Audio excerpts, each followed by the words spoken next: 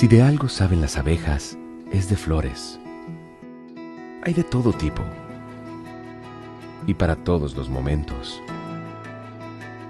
Lo importante no es solo su color, tamaño o forma, sino lo que hace sentir cada una. Y para esos sentimientos trabajan. Igual que el Banco Central, que trabaja para hacer florecer la economía y que sientas estabilidad. Para ese sentimiento de tranquilidad. Para ese sentimiento de crecimiento y desarrollo. Para que la primavera llegue a todos los sectores y los planes de muchos den grandes frutos. Banco Central de la República Dominicana, 75 años trabajando por una estabilidad que se siente. Hola, soy la República Dominicana. Soy el merengue que mueve tus pasos y la bachata que despierta tus recuerdos. Soy la tambora que late con el corazón del pueblo.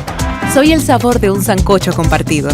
El azul que abraza la bahía de Samaná con sus majestuosas ballenas y las aguas cristalinas que besan las arenas de Cabo Rojo. Aquí, el turismo no es solo un destino, es un ritmo, un llamado a descubrir, a respetar, a sentir.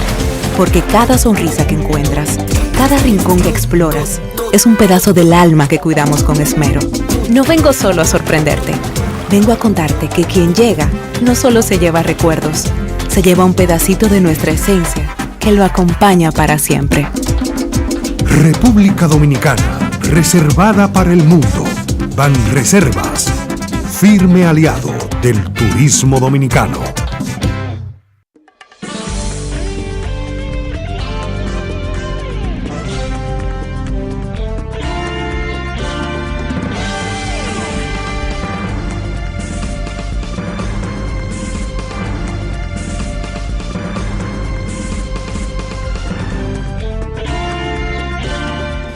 Muy buenas tardes, amables televidentes. Bienvenidos a su cita diaria crepuscular y nocturna en Teleimpacto, que es al final de la tarde despidiendo el sol y comenzando la noche. Ponga su caridad en buenas manos. Apoye el Patronato de Lucha contra el Cáncer de Villa González Incorporado. 809-443-8010. También el Hogar Escuela Santo Domingo Sabio. Formar jóvenes en alto riesgo. Y los salesianos son los que regentan esa institución y necesitan apoyo financiero, económico, porque los gastos son muchos y fuertes. Entonces, son muchos los jóvenes que están en necesidad de ser atendidos, porque son presas fáciles de la delincuencia, y allí es formarlos para ser los mejores ciudadanos. Avenida Independencia, esquina General Gregorio Luperón, en Santo Domingo. Muy bien. Bueno, ayer, 27 de febrero, 181 años de la Declaración de Independencia, y hay que decirle así, o de separación, porque hubo que pelear 12 años más para defender esa independencia, señores, que no fue cosa de niños. Y además, después de ser anexada, perdida ya la independencia en el 63, hubo que reiniciar la lucha de la restauración de esa independencia de nuevo, es decir, para República Dominicana ser libre e independiente. Le costó mucho sacrificio a sus hijos, porque no fue una simple declaratoria y esto se llama República Dominicana.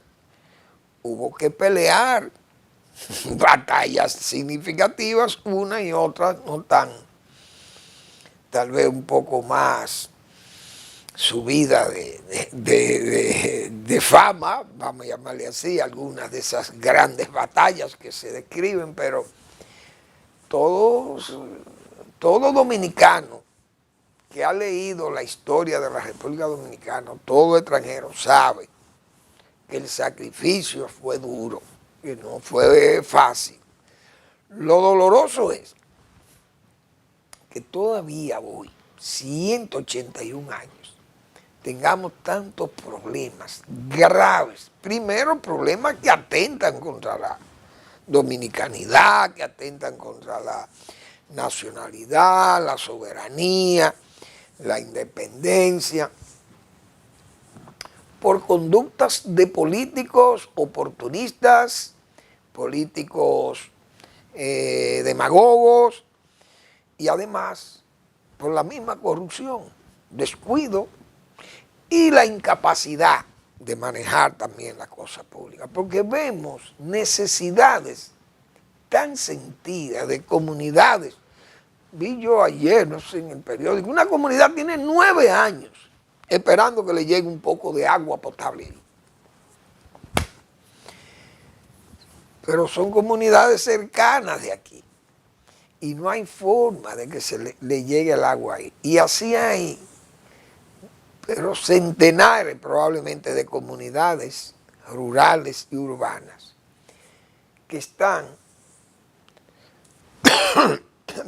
anhelando que le llegue agua. Sin embargo, este país debe 76 mil millones de dólares y las autoridades que ha tenido este país no han resuelto problemas de ese rango o de ese nivel. El agua potable, todavía el país, 181 años de su independencia, 75, 76 mil millones de dólares en deuda externa. Y tenemos comunidades sin luz, sin agua potable, con caminos que son veredas, con muchísimas deficiencias en la salud, en la educación y todo eso. Incomprensible, como se dice. Bueno, vamos a seguir con el programa, porque si uno se lleva de enumerar problemas aquí, nos pasamos varias semanas, o meses, o años, leyendo o opinando de estas necesidades básicas todavía del pueblo dominicano. Por eso nos vamos a referir ahora, más luego, al discurso del presidente. Pero quiero señalar que ayer o antes de ayer me chocó, perdón, cómo ha descendido el precio del cacao, como $3,000 la tonelada.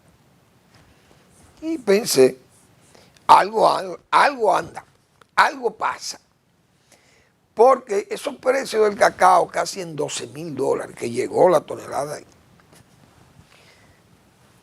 se mantienen altos si la situación del cacao en el África Occidental, principalmente el África Occidental más tropical, porque hay una subtropical y allá sobre el Sahara, que eso es imposible. Pero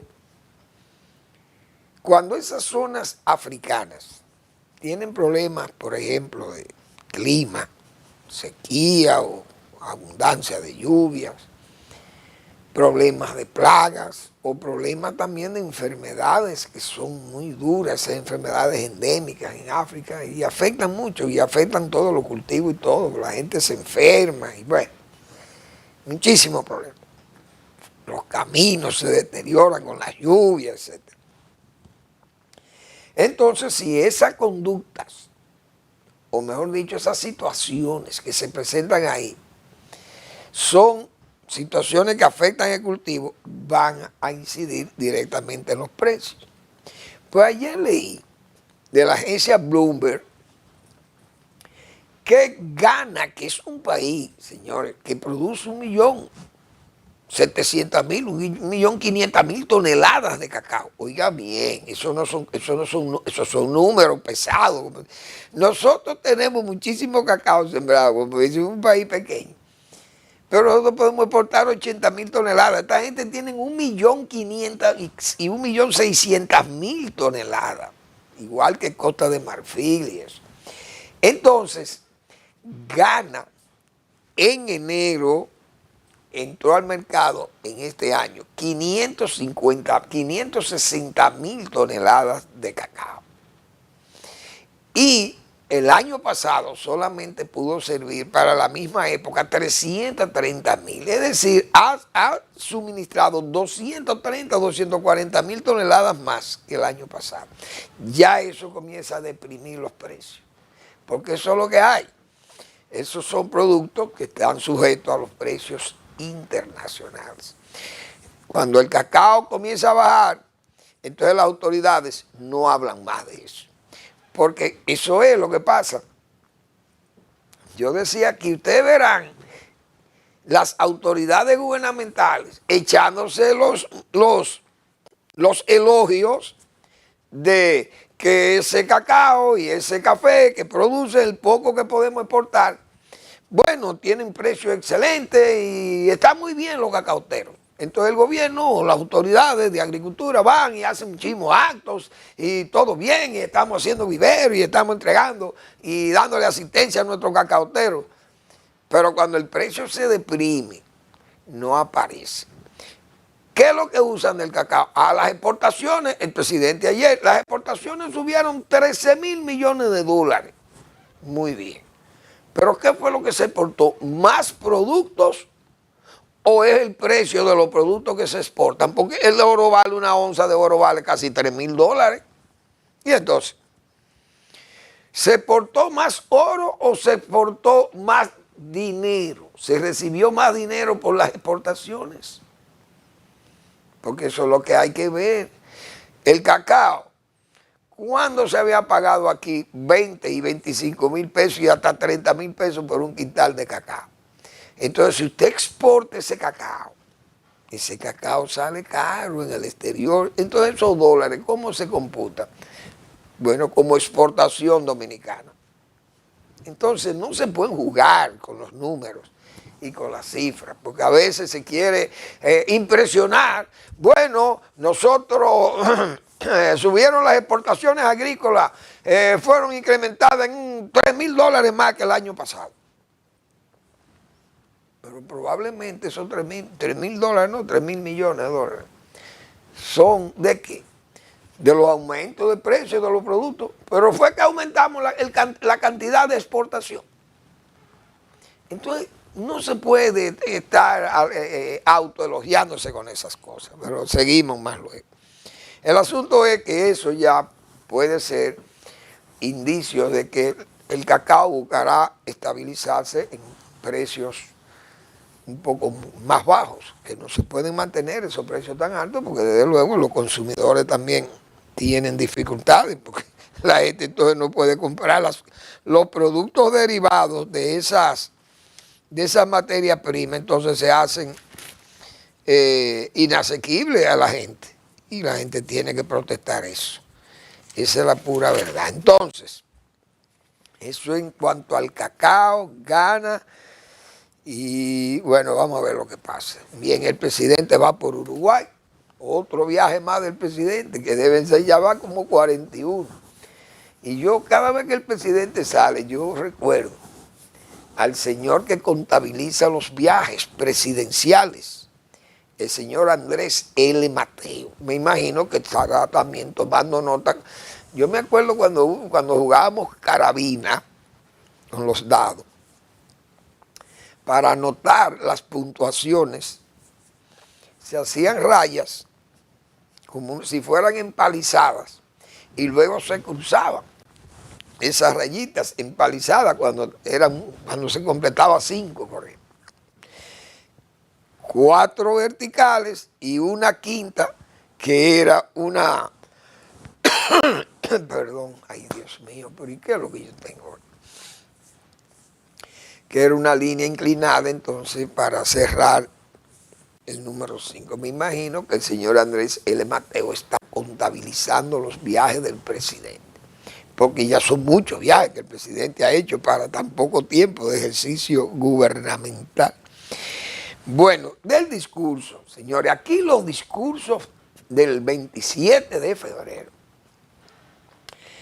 Es difícil hablar de estas cosas porque es que hemos visto tanto. Aquí Balaguer fue el que, vamos a decir, en esta etapa postdictadura de democracia, inició esos discursos largos, esos discursos cargados de erudición. Balaguer, un erudito, indiscutiblemente que Balaguer era también un poco declamatorio, le ponía esos discursos producto de esa erudición de él.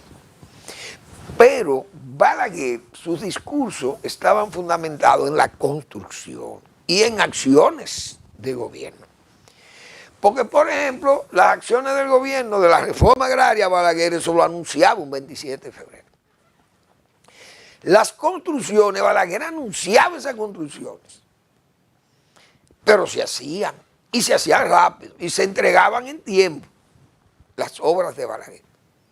Entonces Balaguer entregaba obras de envergadura en este país, de todos los tipos, y tenía un gasto corriente bajo, relativamente bajo, y un gasto de capital muy alto, pero también tenía una deuda pública cero, una deuda externa muy mínima, no voy a decir cero, pero muy mínima. Él no era un endeudador. Entonces estos gobiernos de Balaguer comenzaron a promover lo que eran esas construcciones enormes, grandes, presas, canales de riego, todo aquello. Pero eso era un gobierno desarrollista. Y ahí todo el mundo sabe que Joaquín Balaguer construyó este país. Entonces el 27 de febrero Balaguer iba y anunciaba todas esas obras. La oposición que se quedaba, el PRD principalmente y la izquierda, pero básicamente el PRD, que se sentía abrumado por aquella ejecutoria de gobierno, quiso como denotar esa obra y le llamaba varilla y cemento. Eso es varilla y cemento. Y la obra del espíritu de Balaguer, que se quiere convertir en una suerte de Pericles de Atenas, la nueva Atenas. El Pericles, el monumentalismo de Balaguer. Pero era una forma como, en esa forma despectiva, pero casi también como de envidia, vamos a llamarle así, porque usted no está en el poder y no puede ejercer esa política de construcción o de desarrollo.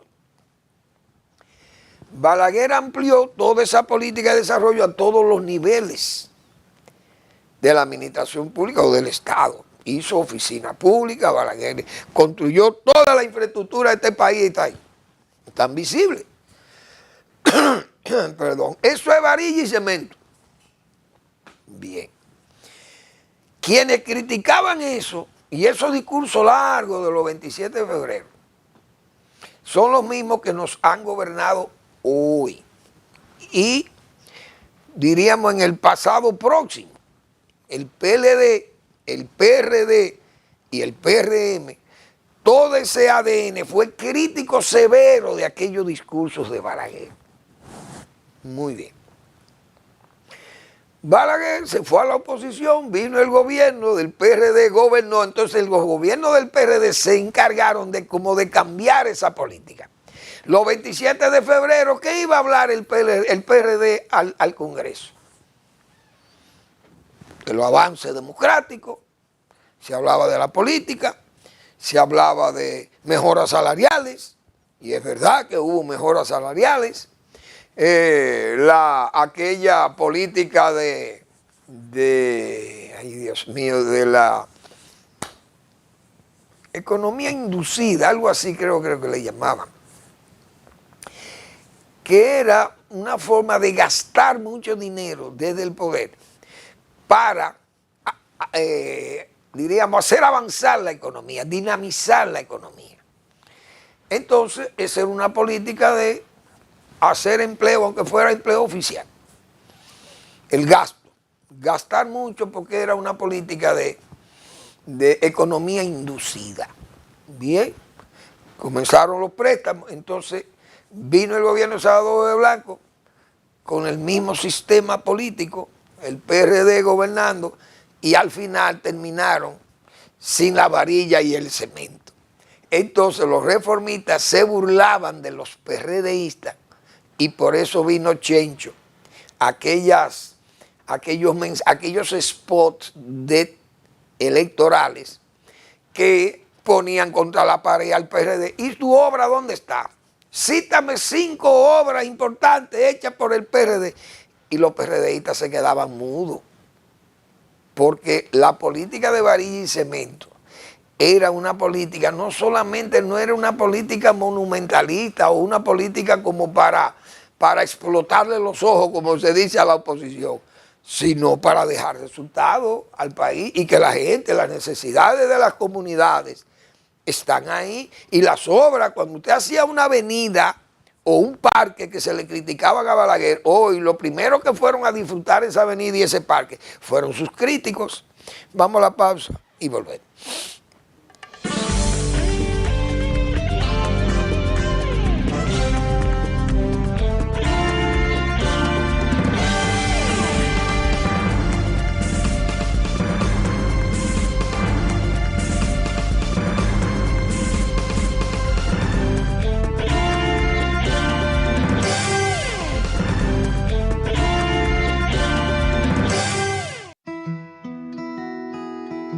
Si de algo saben las abejas, es de flores.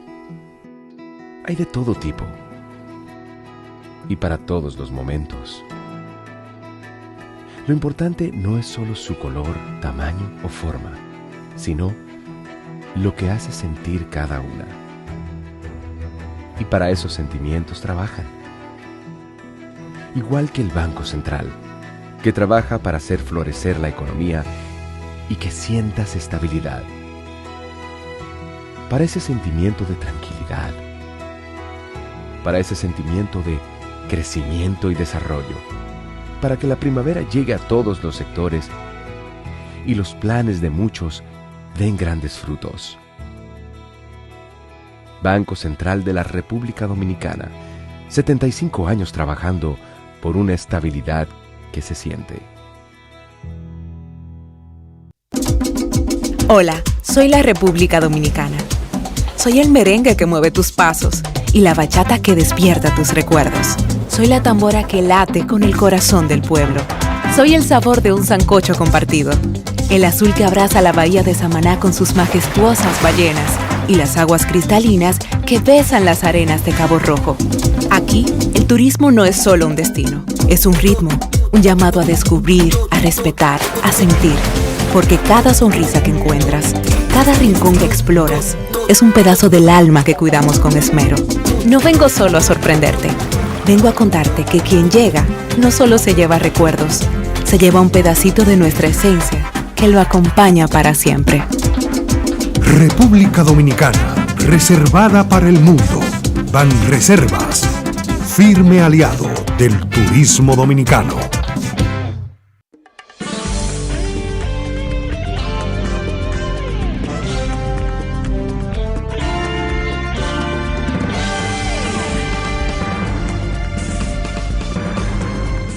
Bien, entonces, estos opositores de aquellos discursos de los 27 de febrero que siempre decían Balaguer no llenaba las expectativas, ese discurso más de lo mismo, obras y obras, ese era su discurso, y acciones sociales que se tomaban, muy bien, vivienda, todos los programas de vivienda y todo. Sus críticos hoy se basan en lo mismo que se quiso basar aquel señor. Entonces, por ejemplo, el PRD, el PRM, que es la derivación del PRD, y el PLD, que fue también con obras relevantes, importantes, y los 27 de febrero, Leonel Fernández, más conceptuoso que Hipólito Mejía y que el propio Salvador G. Blanco y don Antonio Guzmán. Entonces fue un gobierno con deuda, pero acometía. Los gobiernos del PLD demostraron que acometían obras relevantes, importantes, y ahí están. Los 27 de febrero iban y leían sus obras. Y hubo un hecho que yo creo que es el hecho más importante de esos discursos de los 27 de febrero, que fue aquella vez que Leonel Fernández invitó al Congreso a montarse en el tren, en el metro, que fue tan criticado por los mismos que hoy defienden el metro. Entonces eso fue un gesto que indiscutiblemente le dio grandeza a la presidencia de Leonel Fernández de anunciar un metro que no se pensaba que el gobierno tenía capacidad de hacer un metro. Hicieron el metro y montaron el Congreso en el metro. Eso fue un hecho muy relevante, indiscutiblemente. Bien, el presidente Abinader, sus discursos, 5 discursos de los 27 de febrero, pero se distinguen porque es un gobierno que defiende hoy lo que atacaba ayer. La economía hoy anda muy bien, pero eso es el mismo equipo económico. Por eso es que esos son discursos de sombras, de luces y sombras. Por ejemplo, ese caso de la economía. El presidente defiende la economía, está muy bien. Pero esos son la misma gente que tuvieron 20 años con el PLD y siempre decían que eso eran cosas propias de iluminados, que eso eran números, que el pueblo no comía números, que eso eran declamaciones de Leonel Fernández y de Danilo Medina, y que, bueno, poner número ahí. Hoy el PRM se fundamenta en lo que criticaba ayer. La economía, buen manejo económico, la inversión extranjera, muy bien el turismo, claro.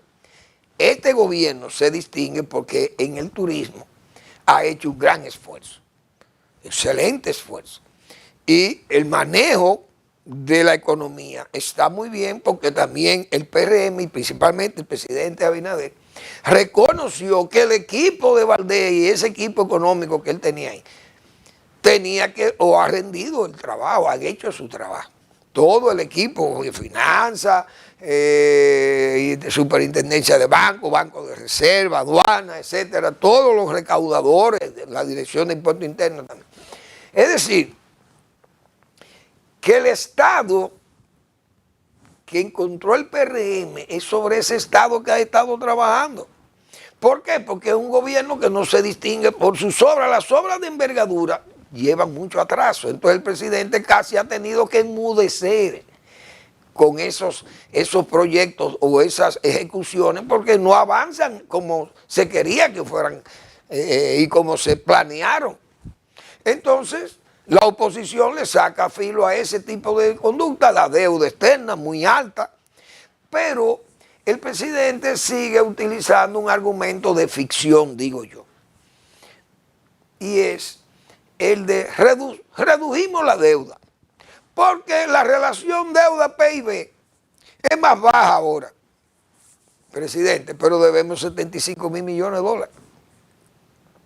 Esa relación es una ficción. ¿Por qué? Porque los impuestos, los intereses de la deuda no bajan. ¿Y por qué no bajan los intereses? Entonces baja la relación PIB-deuda. Ah, muy bien. Pero no bajan los intereses de la deuda ni el pago de capital, pero los intereses principalmente cada año son mayores. ¿Por qué? Porque debemos mucho dinero. Entonces no podemos enmascarar la deuda con relación deuda-PIB, porque eso es ficción. Eso es pura ficción económica. Por más economistas que haya en el mundo que quieran hacernos ver a los dominicanos o a todo el mundo de que un país, relación deuda, no, que yo nada más debo un 50% de mi PIB, pero debe un dinero que no lo puede pagar. Si se lo exigieran el pago, no lo puede pagar. Bueno, entonces, yo aquí el miércoles adelantaba que el presidente tuviera cuidado con los caquivanos que le sirven datos. Ese asunto del agro, que él habló del agro, bueno, el agro ha crecido un 4.9, presidente. Lo que pasa es que no le dicen que ese crecimiento es en el área pecuaria donde se verifica más alto, 2.9. Pero el sector agropecuario tal vez llegue a 2, no llega a 2 el agro, el crecimiento del agro. Y por eso que usted ve los precios caros, por eso que el plátano no va a bajar de 23 pesos, Entonces el presidente ha planteado una situación de que la gente está bien, pero la gente, ¿a quién le respondió? Al cobo y al episcopado. Yo señalaba aquí, el presidente se va a derretir, como se dice, haciéndole elogio a un agro que no es verdad. Entonces aquí el pollo, el huevo, el cerdo, la carne de res, siempre ha tenido un crecimiento porque la población va creciendo, la demanda, y esa industria avícola y porcina en este país funciona. Funciona en cualquier gobierno, solamente el gobierno de Hipólito Mejía, que creó una crisis enorme por el alza del dólar y la escasez del dólar. Entonces esa industria se afectó porque los alimentos y todo el pienso que usan esos animales no se podía obtener, no había, entonces eso hubo una caída estrepitosa.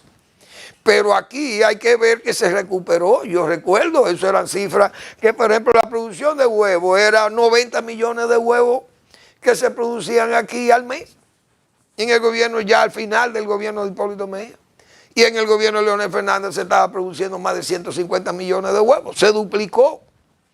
Pero ¿por qué se duplicó? Porque la economía se mejoró, la economía salió del colapso, el dólar bajó a 33 o a 35, y entonces se reactivó la industria porcina y avícola, y el país comenzó a trabajar, y la gente comenzó a conseguir dinero y más empleo, y a crecer el país, y los productores se acomodan a esa situación y tienen los mecanismos para producir más, porque ¿qué es lo que usted hace? Para producir pollo, usted dice, bueno, vamos, las incubadoras tienen que producir más huevos fértiles y tenemos que producir porque hay una demanda grande. Y aquí se estaban consumiendo 11 millones de pollo, ahora hay que preparar 14. Eso siempre se ha visto aquí. Pero el presidente le echó todos esos elogios a un sector agropecuario que en la parte agrícola no anda bien. Y el presidente cree ese crecimiento 4.9 por debajo de la economía incluso. Pero es el pecuario que crece más, 2.9. El agrícola no llega a 2, tal vez llega a 2. Por eso, en el 2023, la agropecuaria creció menos de 4. Pero en el 2022 creció menos de 2. Eso quiere decir que hasta el sector pecuario se cayó y el agrícola estaba en el suelo, todavía en el subsuelo más profundo. Y es cuando el presidente tiene que importar muchísimo alimento, porque no había alimento. Entonces, ¿por qué? Porque no hay producción.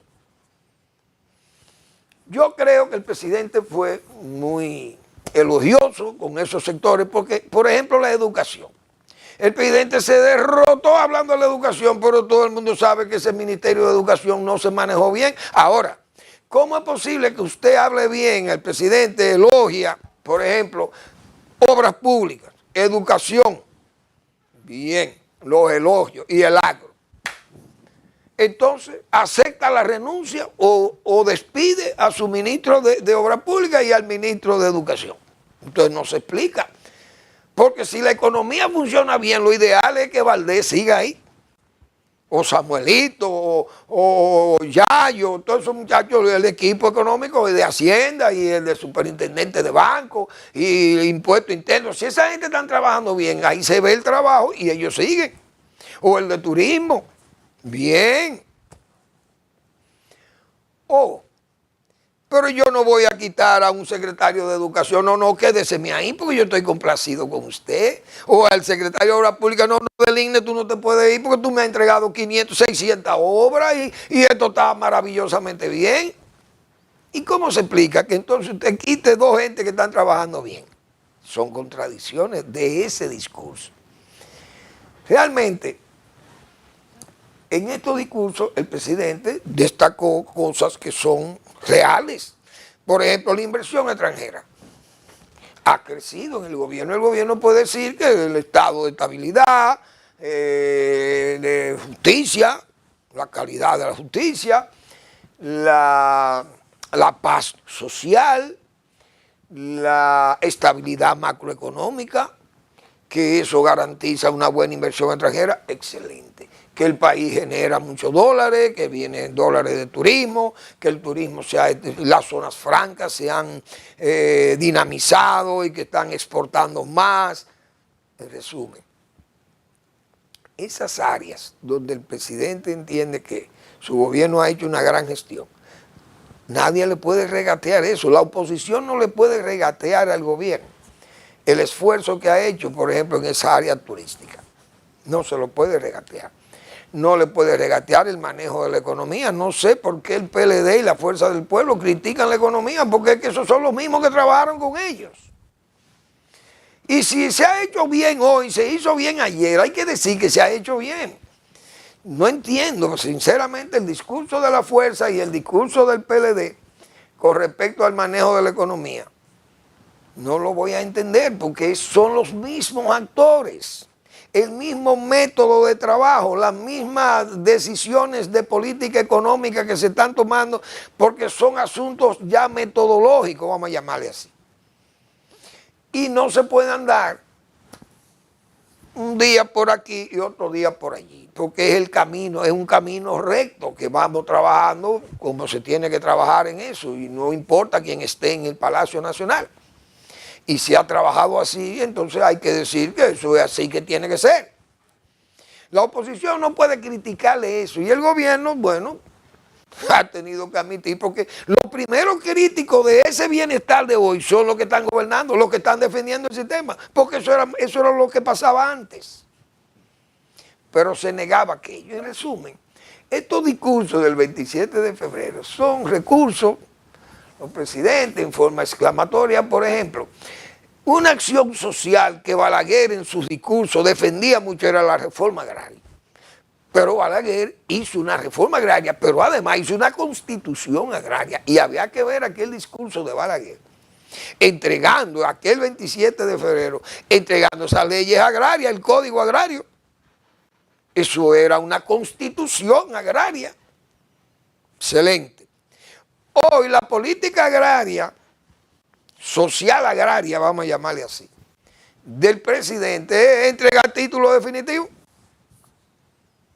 O un gobierno dadivoso que gana votos o gana adeptos o gana aplausos por la cantidad de dinero que regala, porque de gasto corriente tienen un 97% y un 3% de inversiones. Las obras son muy mínimas, la gente protesta, dice que no le llega el agua, que tienen los caminos malos, que las escuelas están malas. Pero cuando el gobierno suelta sus bonos, o su brisita, como se dice, la gente se le olvidan los problemas de la comunidad y están pensando en su propio problema. Y el dinero vale más que el reclamo por una obra comunitaria. Entonces, son políticas que son cuestionadas, no hay duda, pero la ley no le prohíbe al presidente dar títulos definitivos. La verdad que es difícil usted ganarse todos los aplausos. El presidente hizo su discurso como lo ha hecho todos los últimos 5 años. Siempre termina o comienza o lo hace corrido en forma muy exclamatoria y muy declamatoria y muy estentórea, siempre con mucha fuerza y con mucho ánimo y optimismo sobre las cosas. Pero el país tiene, yo lo he dicho aquí, tiene un gran desempeño en el área económica, pero tiene un mal desempeño de la hacienda pública. ¿Por qué? Porque el gobierno es manirroto, el gobierno gasta demasiado dinero y las obras y las comunidades al garete. Ayer, por ejemplo, en el Tedeum, después que el presidente lee ese discurso el 27 de febrero ahí, en la asamblea, entonces va al Tedeum. Pero en el Tedeum ahí está el obispo Osorio, entonces le carga también las dificultades que han visto los obispos en la carta pastoral. Esa carta pastoral exige mucho al gobierno, a las autoridades, mejor dicho. Y entonces citaron los problemas muy agravados, los problemas sociales del país. Y esos reclamos, todo el mundo sabe que son válidos. Porque la gente, hemos dicho aquí, o hemos repetido aquí, lo que ha señalado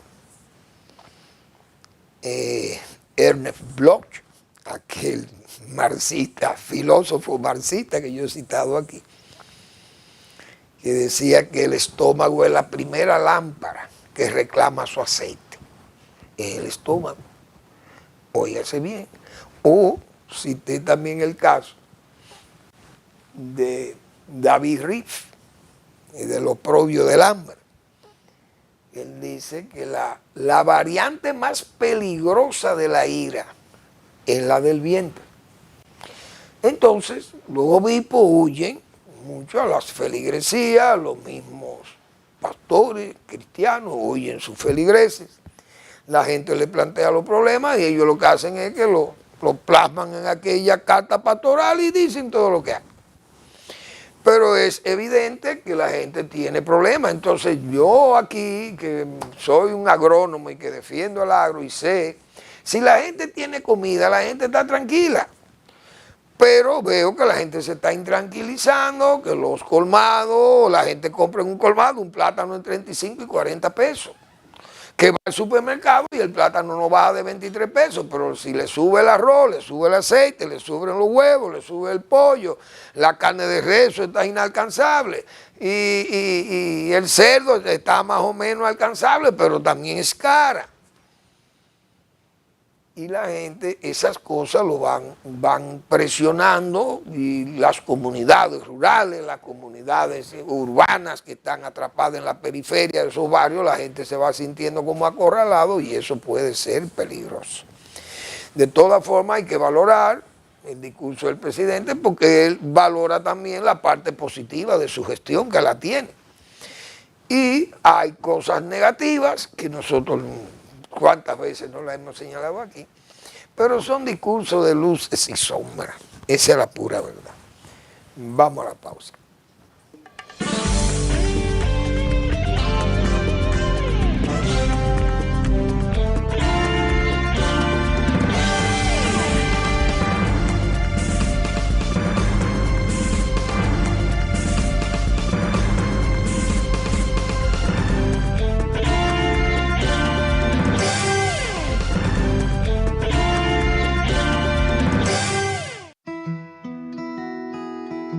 Si de algo saben las abejas, es de flores. Hay de todo tipo y para todos los momentos. Lo importante no es solo su color, tamaño o forma, sino lo que hace sentir cada una. Y para esos sentimientos trabajan.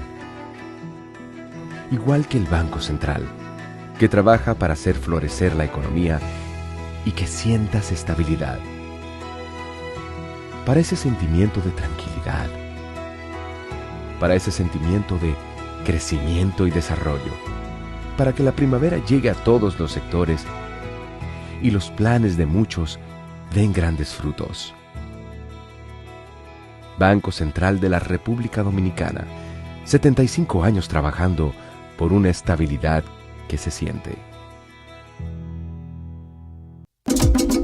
Hola, soy la República Dominicana. Soy el merengue que mueve tus pasos y la bachata que despierta tus recuerdos. Soy la tambora que late con el corazón del pueblo. Soy el sabor de un sancocho compartido, el azul que abraza la bahía de Samaná con sus majestuosas ballenas y las aguas cristalinas que besan las arenas de Cabo Rojo. Aquí, el turismo no es solo un destino, es un ritmo, un llamado a descubrir, a respetar, a sentir. Porque cada sonrisa que encuentras, cada rincón que exploras, es un pedazo del alma que cuidamos con esmero. No vengo solo a sorprenderte, vengo a contarte que quien llega no solo se lleva recuerdos, se lleva un pedacito de nuestra esencia que lo acompaña para siempre. República Dominicana, reservada para el mundo. Banreservas, firme aliado del turismo dominicano.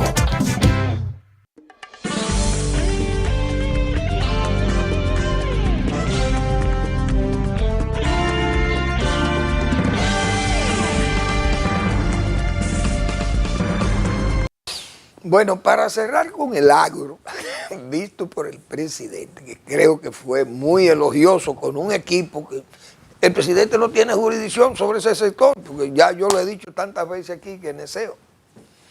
Pero habló del plan San Juan, habló de San Juan de la Maguana, de esa reconversión productiva de San Juan. Y yo creo que por eso es que digo, a los presidentes lo ponen a hablar muchísimas cosas. Presidente, ahí no hay ninguna reconversión productiva. Ahí puede haber una diversificación o un intento de diversificación productiva, que es otra cosa. Es decir, bueno, hay alguna gente que tienen, vamos a sembrar, vamos a inventar con el tabaco, vamos a sembrar, pero ahí en Magueyal y en esa zona de Villalpando siempre se ha sembrado tabaco por ahí. Ahí usted va entre San Juan o entre Sabana Alta y Azua, usted ve por ahí antes de Padre de la Casa, usted ve un chismo tabaco se siembra por ahí, tabaco de andullo y esas cosas. En San Juan parece que se han querido probar con el tabaco de allá, de Las Vegas y Baeña, bueno, y eso es excelente, pero eso es diversificación. Uva, bueno, tenemos 200 tareas de uva, pero ese valle tiene 150 o 200.000 tareas. Y la reconversión productiva, presidente, tienen que decirle que ahí lo que hay que cambiar es habichuela por batata, o habichuela por guandul o lo que fuere, por otros productos grandes, en grandes cantidades que puedan impactar la zona.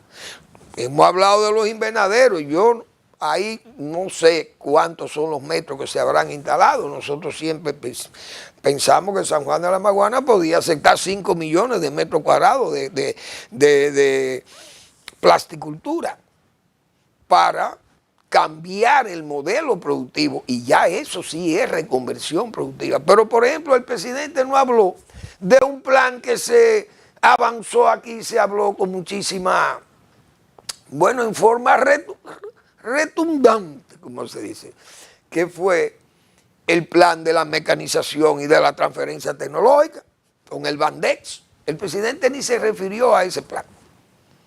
¿Por qué? Porque no se ha hecho nada, no se ha avanzado para supuestamente sustituir la mano de obra haitiana, pero no se habla de eso porque es anunciar cosas, pero anunciar, aquí no se puede gobernar con admoniciones, ni con decretos, ni con buenas intenciones, decir cosas, ejecutando que hay que hacer. Pero seguiremos después con más de esos detalles. Vamos a ver qué ha pasado, señores, pero en Washington hay un manicomio administrativo. Señores, Washington, la capital de los Estados Unidos de Norteamérica, es un manicomio. Por Dios. ¿Y qué es lo que vamos a hacer? Hoy hubo un espectáculo ahí. Usted sabe lo que usted invitar a un señor presidente de Ucrania, una nación en guerra, y acorralar a este señor allí, o encerrarlo, como se dice, cercarlo, y perder incluso la majestad y la grandeza de la presidencia de los Estados Unidos, de ese salón oval de la Casa Blanca. Pero ¿y cómo el vicepresidente? El presidente con un presidente invitado ahí, y el vicepresidente interviene, interrumpe al presidente y acusa al invitado de ser un mal agradecido. Y el propio presidente lo insulta y le dice que él es un irrespetuoso. Y usted sabe lo que usted invitar a una gente para usted insultarlo en su casa. Pero más, Donald Trump y todo ese equipo que está gobernando Washington está demostrando que son verdaderos títeres de Putin, el puto trumpismo, ahora unido a los hitlerianos. Qué desorden, qué mestizaje ideológico que hay en Estados Unidos, en Washington hoy. Eso es una cosa increíble.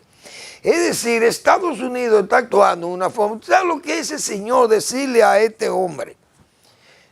Un pueblo que ha entregado cientos de miles de muertos, que sus ciudades están todas destruidas a bombazos, y que Estados Unidos, venga el presidente de Estados Unidos, que es el principal defensor de Europa y que es el jefe de la OTAN, y que le diga a este señor, mire, si usted no firma esto, si usted no hace este acuerdo, nosotros quedamos fuera de eso.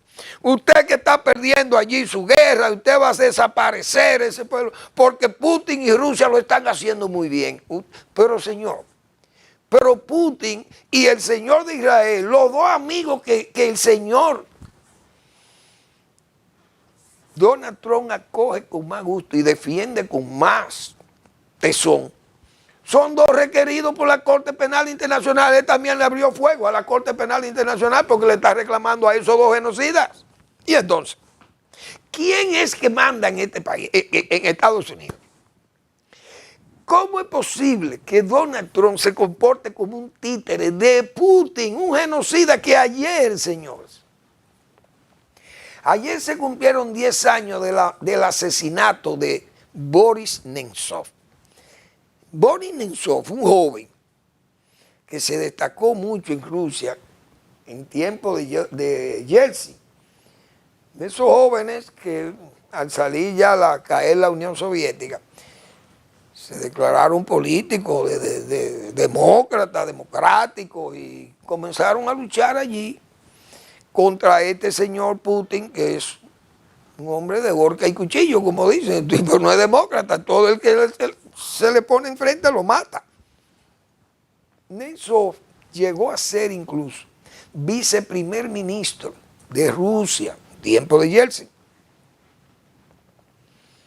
Nemtsov creó su partido y él, un hombre con mucho nivel político en Rusia, hizo un informe sobre la guerra en Ucrania. Y el día antes de presentar el informe, le dieron 2 balazos frente al Kremlin.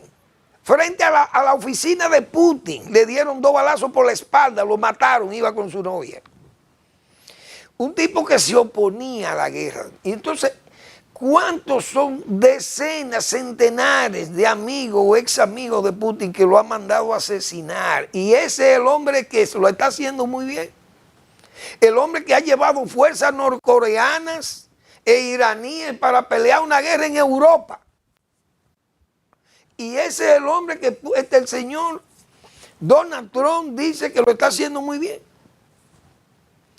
Entonces, definitivamente, Donald Trump está sujeto al chantaje, cercado por el señor Putin, y es un títere de Putin. Lamentablemente hay que decir eso, por una vergüenza. Usted sabe lo que es que el Departamento de Estado hoy someta una resolución diciéndole a todas, oigan bien, diciéndole a todas las embajadas y a los consulados norteamericanos en el mundo que no le den visa a los homosexuales ni a las lesbianas.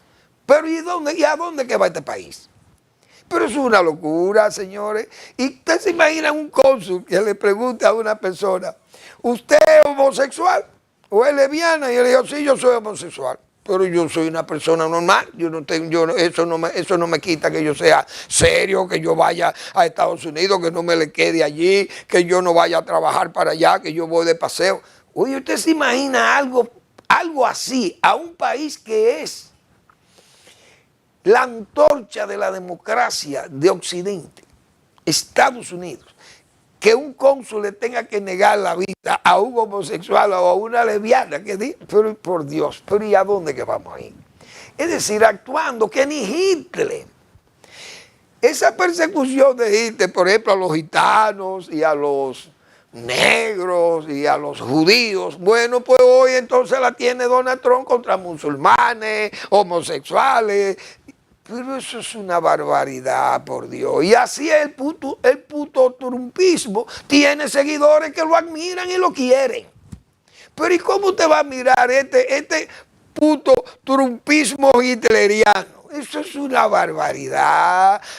Promoviendo gobierno de ultraderecha, fascismo puro. No. Eso no puede ser Estados Unidos. Es una pena ver ese espectáculo que hubo hoy ahí en la Casa Blanca. Zelensky, bueno, salió muy alterado, disgustado, insultado. Fue insultado por ellos. Él mismo trató de defenderse y poner algunas cosas en su lugar. Dijo, no, yo no puedo venir a firmar lo que ustedes quieran aquí. Además, tienen que garantizarme a mí que a Ucrania no la va a invadir de nuevo el señor Putin. Bueno, todo aquello es un espectáculo verdaderamente vergonzoso. Eso es una desvergonzonería pura de Donald Trump y de su equipo de gobierno, que es un verdadero manicomio político y administrativo lo que hay hoy en esa capital de los Estados Unidos de Norteamérica. Bien, les invito a que lean al doctor Marino Vinicio Castillo con sus artículos que son pedagógicos. el día grande de la patria en medio de la emergencia. Gracias por su atención. Nos vemos el lunes en otra entrega de Al Final de la Tarde, despidiendo el sol y comenzando la noche.